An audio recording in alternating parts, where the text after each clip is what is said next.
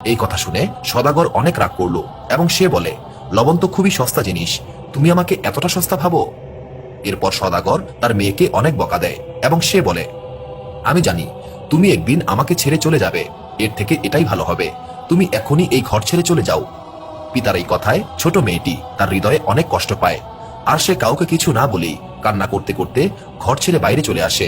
সে এমন এক জায়গা দিয়ে যাচ্ছিল যেখানে অনেক বড় বড় ঘাস ছিল। মেয়েটি তার পোশাকের উপরেই ঘাসের আরেকটি পোশাক বানিয়ে নেয় যাতে কেউ তাকে চিনতে না পারে। এরপর সে বাদশাহ রাজবাড়ির সামনে গিয়ে থামে এবং সে বাইরের সিপাহীদেরকে বলে, আমার একটি কাজের দরকার, তোমরা কি আমাকে কোনো কাজে রাখবে? আমি সব ধরনের কাজ করতে পারি। তখন সিপাহীরা জবাব দেয়, আমরা এইভাবে কাউকে কাজে রাখি না। এই কথা শুনে মেয়েটির মন খুবই খারাপ হয়। তবু সে বলে, দেখো না, মহলের ভেতর তো কোনো কাজ থাকতেও পারে, আমার একটি কাজের খুব দরকার। তখন সিপাহীরা না করছিল।